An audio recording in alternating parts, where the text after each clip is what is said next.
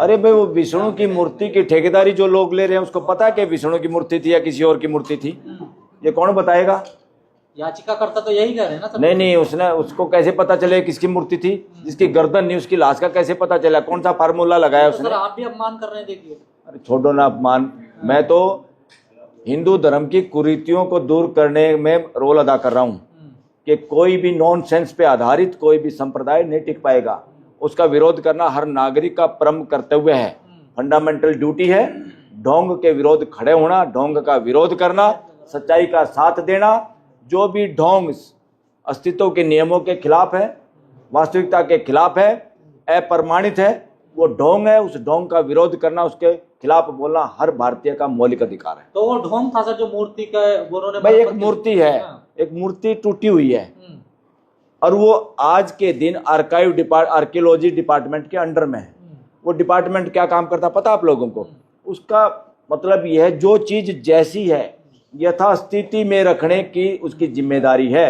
उससे ज्यादा और नुकसान ना हो वो मेंटेन उसको करके रखे। वो क्यों रखे? ताकि किसी ने झूठी कथा कहानियां या इतिहास रचा है कि किसी ने मंदिर तोड़ा, किसी ने मूर्ति तोड़ी है, आज के दिन हम साइंटिफिक तरीके से भी और कई अन्य तरीकों से उस सच्चाई को जांच सकें। भाई असली में तोड़ा किसने है, पढ़ाया क्या जाता है, पढ़ाने वाली किताबें सही हैं या आज के दिन साइंटिफिक तरीके से खोज की हुई बातें सही हैं?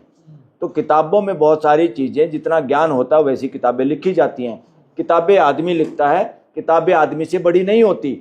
इंसान अस्तित्व को पढ़ता है, समझता है और किताबों में लिखता है, कल्पनाओं में कविता लिखता है। तो कोई भी किताब ऐसी नहीं जो इंसानों से बड़ी हो। मानव जाति इस धरती पे पूरे अस्तित्व को प्रकट करने का एक माध्यम है, नेचर में इटसेल्फ एक मॉडल है। लेकिन अगर इतना कुछ गलत नहीं कहा सीजेआई साहब ने तो फिर उन्होंने सफाई क्यों दी इस मामले पे पूरे पे? अरे कई बार छोटा बच्चा भी कोई नाराज हो जाए, दादा सफाई दे दे तो क्या बुराई है, राजी हो जाए बालक।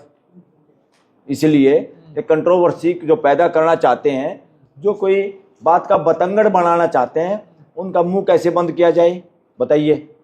उन्होंने इसलिए वो कहा भाई हम तो सबका आदर करते हैं और हम सबका आदर करते भी हैं। तो इतना टारगेट क्यों किया गया उनको? टारगेट, जिन लोगों का काम टारगेट करने से बनता है वो अपना काम बनाना चाहते हैं। जो लोग टारगेट करके हिंदू विरोधी, फलाना विरोधी, उससे हो सकता है सीजीआई को भी एक बहाना उसको मिल गया हो कि सीजीआई को पकड़ो, सीजीआई को प्रेशर में डालो, फिर जैसे चाहेंगे ऐसे काम हो जाएंगे। ये सब एक षड्यंत्र है, बहुत गहरे षड्यंत्र देश की जनता को समझने होंगे।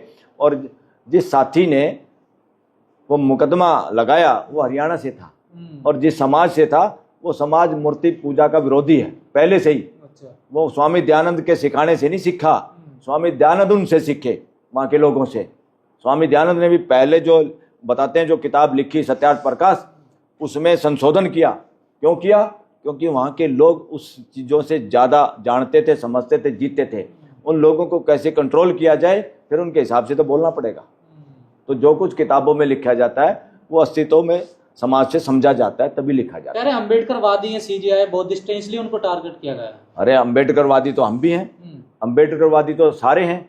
आज जय भीम का नारा किसी डॉक्टर बी.आर. अम्बेडकर के नाम नहीं रहा। ये जय भीम का नारे का मतलब पूरी दुनिया में ये यूनिवर्सल नारा बन गया है। इसका मतलब है समता, समानता, मानवता, भाईचारा, संविधान, कानून की व्यवस्था, संविधान की व्यवस्था। तो जय भीम एक ऐसा नारा बन गया, ये यूनिवर्सल नारा, ये दुनिया के देशों में बोला जाने लगा। के साथ हैं जो उन्होंने कहा कि भगवान से जाके प्रार्थना करिए वही कुछ करेंगे आपका, आप उनके बयान के साथ हैं? नहीं, मैं ये कहूँगा आज मेरे से मेरा बच्चा भी कहे कि मेरा ये होगा, मेरा तो भगवान नाराज होगा, मैं तो फेल होऊंगा क्लास में, फिर हम कहेंगे भाई जो ऐसा तो कोई सौदा है नहीं नेचर में जो तेरे को फाइल और पास करेगा। तू मेहनत करेगा तो पास होगा, नहीं तो फेल होगा। तो कोई ये प्रेयर वरेयर के धंधों में गोरख धंधा, मैं कहूँगा ये मेरा अधिकार है बोलने का।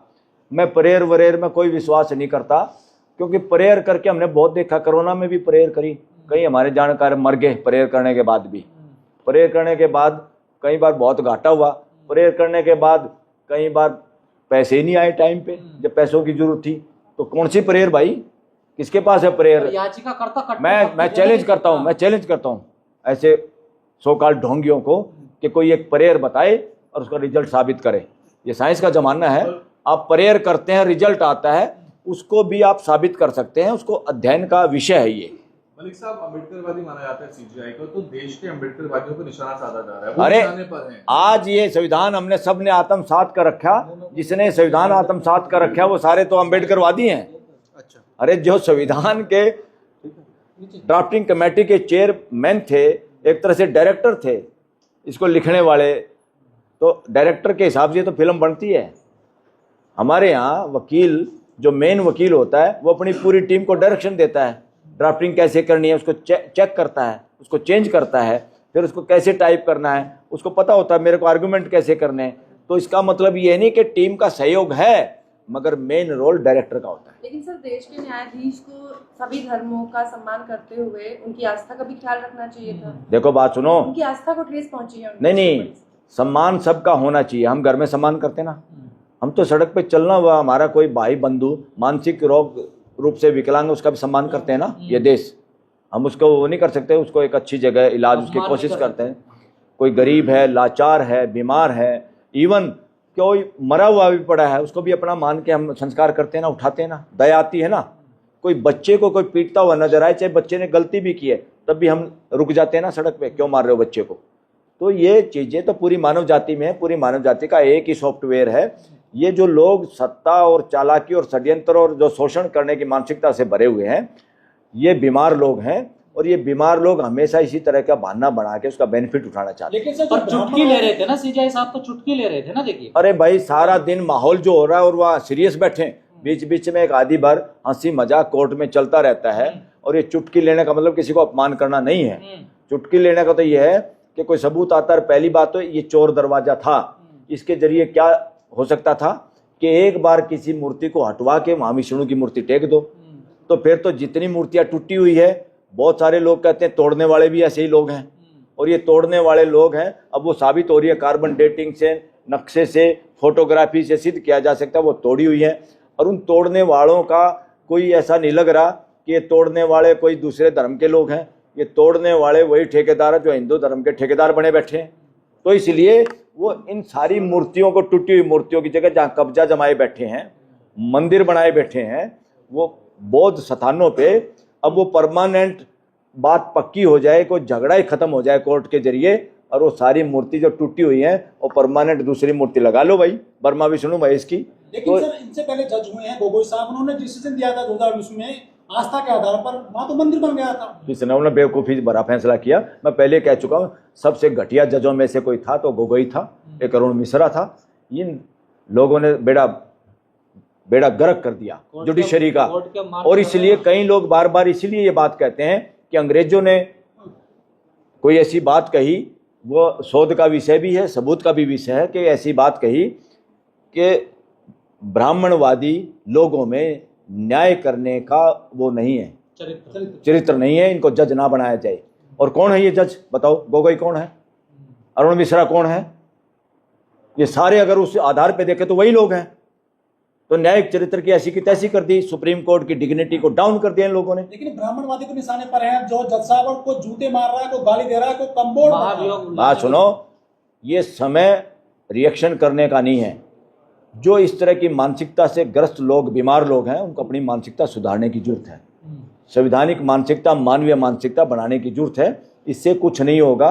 और अब आके बहुत सारे लोग ये बात करते हैं, अभी भी मान लो किसी की पार्टी सत्ता में है तो कितने लोग पार्टी बदल के सत्ता वाले पक्ष में चले जाते हैं, क्योंकि सरकार है, कुछ फायदा उठाने के लिए चले जाते हैं। ऐसे ही अगर जेनेटिक स्टडी की जाएगी इस देश के अंदर, उन लोगों की, चाहे वो ब्राह्मण हो, क्षत्रिय हो, शूद्र हो, वैश्य हो, बहुत सारे लोग इधर उधर से इकट्ठे हो गए, उस वर्ग में शामिल हुए जिसमें सबसे ज़्यादा सर्वोत्तम जगह थी, बेनिफिट थे। तो ये सारी की सारी इन बातों में जाने के बजाय नहीं, अम्बेडकरवादी का मतलब है सच्चाईवादी, अम्बेडकरवादी का मतलब है मानवतावादी। लेकिन वो कह रहे हैं कि गवाई साहब ने 72,000 के जूते पहने हुए हैं, इनकी इतनी तनख्वाह है क्या? 72,000 की तो अपने उसका, जिसके पक्ष में ये ट्रोल आर्मी लग रही है, उस आदमी की घड़ी, जूते, चश्मे, कोटी चेक करो। वो तो सूट ही पहन के खड़ा होगा था सोने चांदी का, और उस पर लिखवा लिया था नरेंद्र मोदी कितने लाख का। ये सारी बकवास करते हैं, ट्रोल आर्मी है। इस ट्रोल आर्मी के चक्कर में देश का कोई नागरिक ना फंसे। देश के युवाओं से अनुरोध है जो इस तरह की ट्रोल आर्मी करते हैं ये सारे पेड एजेंट हैं और इस बीजेपी आरएसएस के कार्यक्रम के हिसाब से ये ट्रोलिंग करते हैं।